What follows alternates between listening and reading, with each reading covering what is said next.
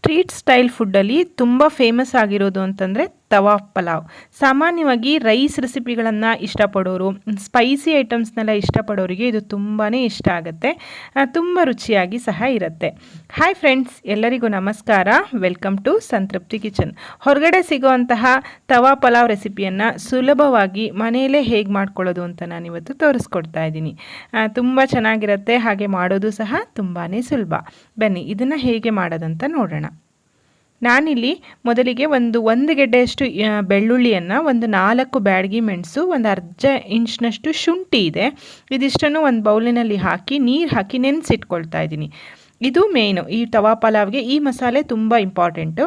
So ಈಗ ಒಂದು ದಪ್ಪ ತಳದ ಪಾತ್ರೆಯನ್ನು ಇಟ್ಕೊಂಡು ಅಥವಾ ಬಾಣಲೆಯನ್ನು ಇಟ್ಕೊಂಡು ಒಂದು 2 ಚಮಚದಷ್ಟು ಎಣ್ಣೆಯನ್ನು ಹಾಕ್ತಾಯಿದ್ದೀನಿ. ಎಣ್ಣೆ ಬದಲಾಗಿ ನೀವು ಇಲ್ಲಿ ಬೆಣ್ಣೆ ಸಹ ಹಾಕ್ಕೊಳ್ಬೋದು. ಚೆನ್ನಾಗಿ ಬಿಸಿ ಆದಮೇಲೆ ಜೀರಿಗೆ ಮತ್ತು ಸಣ್ಣದಾಗಿ ಹೆಚ್ಚಿರುವಂತಹ ಈರುಳ್ಳಿಯನ್ನು ಹಾಕಿಬಿಟ್ಟು ಚೆನ್ನಾಗಿ ಮಿಕ್ಸ್ ಮಾಡೋಣ. ಹೊರಗಡೆ ಎಲ್ಲ ದೊಡ್ಡ ದೊಡ್ಡ ತವಾದಲ್ಲೇ ಇದನ್ನು ಮಾಡೋದ್ರಿಂದ ತವಾ ಪಲಾವ್ ಅಂತ ಹೇಳಿ ಕರೀತಾರೆ ಇದಕ್ಕೆ. ಸೊ ಸ್ವಲ್ಪ ಅಗಲವಾಗಿರುವಂತಹ ಬಾಣಲೆಯನ್ನು ತಗೊಳ್ಳಿ, ನಮಗೆ ಮಿಕ್ಸ್ ಮಾಡೋದಕ್ಕೆ ಅದು ಈಸಿ ಆಗಬೇಕು. ಹಾಗಾಗಿ ಈರುಳ್ಳಿ ಫ್ರೈ ಆದಮೇಲೆ ಟೊಮೆಟೊವನ್ನು ಹಾಕ್ತಾಯಿದ್ದೀನಿ. ಟೊಮೆಟೊ ಫ್ರೈ ಆದಮೇಲೆ ಸಣ್ಣದಾಗಿ ಹೆಚ್ಚಿರುವಂತಹ ಆಲೂಗಡ್ಡೆ ಮತ್ತು ಕ್ಯಾರೆಟು ಎಲ್ಲದನ್ನು ಸಣ್ಣದಾಗಿ ಹೆಚ್ಕೊಳ್ಳಿ. ಸ್ವಲ್ಪ ಬೀನ್ಸನ್ನು ಹಾಕ್ತಾಯಿದ್ದೀನಿ, ಒಂದು ಅರ್ಧ ಕಪ್ನಷ್ಟಿದೆ, ಮತ್ತು ಕ್ಯಾಪ್ಸಿಕಮ್ನ ಸಹ ಇಲ್ಲಿ ಹಾಕ್ತಾಯಿದ್ದೀನಿ. ಒಂದು ಅರ್ಧ ಕಪ್ನಷ್ಟು ಹಸಿ ಬಟಾಣಿ. ಎಲ್ಲ ರೀತಿಯ ತರಕಾರಿಗಳನ್ನು ಹಾಕಿ ಮಾಡೋದ್ರಿಂದ ಇದು ಆರೋಗ್ಯಕ್ಕೂ ಸಹ ತುಂಬಾ ಒಳ್ಳೆಯದು. ಈಗ ಸ್ವಲ್ಪ ಉಪ್ಪು, ತರಕಾರಿ ಬೇಯೋದಕ್ಕೆ ಸ್ವಲ್ಪ ಉಪ್ಪನ್ನು ಹಾಕಿಬಿಟ್ಟು ಎಣ್ಣೆಯಲ್ಲಿ ಚೆನ್ನಾಗಿ ಇದನ್ನು ಮಿಕ್ಸ್ ಮಾಡ್ಕೊಳ್ಳೋಣ. ಲೋ ಫ್ಲೇಮ್ನಲ್ಲಿ ಇದನ್ನು ಬೇಯೋದಕ್ಕೆ ಬಿಡಬೇಕು. ಈಗ ನೆನೆಸಿಟ್ಟಿರೋಂತಹ ಬ್ಯಾಡಗಿ ಮೆಣಸು, ಶುಂಠಿ ಮತ್ತು ಬೆಳ್ಳುಳ್ಳಿಯನ್ನು ಮಿಕ್ಸರ್ ಜಾರ್ಗೆ ಹಾಕಿಬಿಟ್ಟು ನಾನು ಈ ರೀತಿ ರುಬ್ಕೊಂಡಿದ್ದೀನಿ. ಮಸಾಲೆಯಲ್ಲಿ ತಯಾರಾಗಿದೆ ನೋಡಿ. ಇಲ್ಲಿ ತರಕಾರಿ ಸಹ ತುಂಬ ಹದವಾಗಿ ಬೆಂದಿದೆ. ತುಂಬ ಮೆಶಿಯಾಗೋ ತನಕ ಬೇಯಿಸ್ಕೊಳ್ಬೇಡಿ, ಸ್ವಲ್ಪ ಕ್ರಂಚಿಯಾಗೇ ಇರಲಿ.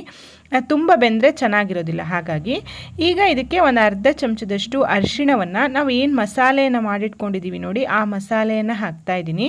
ಆಮೇಲೆ ತುಂಬ ಇಂಪಾರ್ಟೆಂಟ್ ಅಂದರೆ ಪಾವ್ ಭಾಜಿ ಮಸಾಲ, ಇದಕ್ಕೆ 2 ಚಮಚದಷ್ಟು ಪಾವ್ ಭಾಜಿ ಮಸಾಲವನ್ನು ಹಾಕಬೇಕಾಗತ್ತೆ. ಪಾವ್ ಭಾಜಿ ಮಸಾಲ ಹಾಕಿದ್ರೇ ಈ ತವಾ ಪಲಾವ್ ತುಂಬ ರುಚಿಯಾಗಿ ಇರೋದು. ಮಾಮೂಲಿ ನೀವು ಗರಂ ಮಸಾಲ ಹಾಕೋದ್ರ ಬದಲು ಪಾವ್ ಭಾಜಿ ಮಸಾಲವನ್ನು ಹಾಕಿ. ಈಗ ಚೆನ್ನಾಗಿ ಎಲ್ಲ ಮಸಾಲೆ ತರಕಾರಿ ಹೋಳಿಗೆಲ್ಲ ಹಿಡಿಯೋ ಥರ ಚೆನ್ನಾಗಿ ಇದನ್ನು ಫ್ರೈ ಮಾಡ್ಕೋಬೇಕಾಗತ್ತೆ.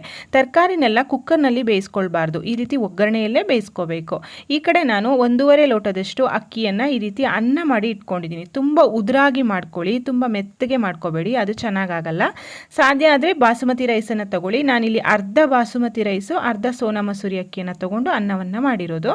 ಈಗ ಇದಕ್ಕೆ ಮತ್ತೆ ರುಚಿಗೆ ತಕ್ಕಷ್ಟು ಉಪ್ಪು ಮತ್ತು 1 ಕಡಿಯಷ್ಟು ನಿಂಬೆಹಣ್ಣಿನ ರಸವನ್ನು ಹಾಕಿಬಿಟ್ಟು ಸಣ್ಣದಾಗಿ ಹೆಚ್ಚಿರುವಂತಹ ಕೊತ್ತಂಬರಿ ಸೊಪ್ಪನ್ನು ಹಾಕಿಬಿಟ್ಟು ಈ ತರಕಾರಿಯ ಮಿಶ್ರಣದೊಂದಿಗೆ, ನಾವೇನು ಮಸಾಲೆ ಹಾಕಿ ತರಕಾರಿಯನ್ನು ಮಾಡ್ಕೊಂಡಿದ್ದೀವಿ ಆ ಮಿಶ್ರಣದೊಂದಿಗೆ ಅನ್ನವನ್ನು ಚೆನ್ನಾಗಿ ಮೇಲೆ ಕೆಳಗೆ ಮಾಡ್ಕೊಳ್ಳಿ. ಮೀಡಿಯಂ ಫ್ಲೇಮ್ನಲ್ಲಿ ಅಥವಾ ಲೋ ಫ್ಲೇಮ್ನಲ್ಲೇ ಇದನ್ನು ಚೆನ್ನಾಗಿ ಈ ರೀತಿ ಮಿಕ್ಸ್ ಮಾಡಬೇಕಾಗತ್ತೆ. ಸರ್ವ್ ಮಾಡುವಾಗ ಇದನ್ನು ಬಿಸಿ ಬಿಸಿಯಾಗಿ ಸರ್ವ್ ಮಾಡಬೇಕು. ನೋಡಿ, ರುಚಿಯಾಗಿರುವಂತಹ ತವಾ ಪಲಾವ್ ತಯಾರಾಗೇ ಬಿಡ್ತು. ಇದನ್ನು ಯಾವುದಾದ್ರೂ ಆನಿಯನ್ ಅಥವಾ ಕುಕುಂಬರ್ ರಾಯ್ತಾ ಜೊತೆ ಸರ್ವ್ ಮಾಡಿ, ತುಂಬಾ ಟೇಸ್ಟಿಯಾಗಿ ಇರುತ್ತೆ. ತುಂಬ ಸುಲಭ ಸಹ ಫ್ರೆಂಡ್ಸ್ ಇದನ್ನು ಮಾಡೋದು. ಬನ್ನಿ ಇನ್ಯಾಕೆ ತಡ, ಸರ್ವ್ ಮಾಡೋಣ. ನೋಡಿ, ರುಚಿಯಾಗಿರುವಂತಹ ತವಾ ಪಲಾವ್ ತಯಾರಾಗಿದೆ. ಇದಕ್ಕೆ ಜಸ್ಟ್ ಈರುಳ್ಳಿ ಮತ್ತು ಮೊಸರು, ಚೂರು ಚಾಟ್ ಮಸಾಲ ಹಾಕಿರುವಂತಹ ಒಂದು ರಾಯ್ತಾವನ್ನು ಮಾಡಿದ್ದೀನಿ. ಇದಕ್ಕೆ ಇದು ತುಂಬ ಒಳ್ಳೆ ಕಾಂಬಿನೇಷನ್. ಸೊ ಅದ್ರ ಜೊತೆ ನಾನು ಇದನ್ನು ಸರ್ವ್ ಮಾಡ್ತಾ ಇದ್ದೀನಿ. ಈ ವಿಡಿಯೋ ನಿಮಗೆ ಇಷ್ಟ ಆಗಿದೆ ಅಂತ ಅನ್ಕೋತೀನಿ. ಇಷ್ಟ ಆದರೆ ದಯವಿಟ್ಟು ಈ ವಿಡಿಯೋಕ್ಕೊಂದು ಲೈಕ್ ಮಾಡಿ. ಈ ವಿಡಿಯೋವನ್ನು ನಿಮ್ಮ ಫ್ರೆಂಡ್ಸ್ ಆ್ಯಂಡ್ ಫ್ಯಾಮಿಲಿ ಜೊತೆ ಶೇರ್ ಮಾಡಿ. ಮತ್ತೊಂದು ರುಚಿಯಾದ ಅಡುಗೆಯೊಂದಿಗೆ ಮತ್ತೆ ಬರ್ತೀನಿ. ಅಲ್ಲಿಯವರೆಗೂ ಧನ್ಯವಾದಗಳು. Thank you.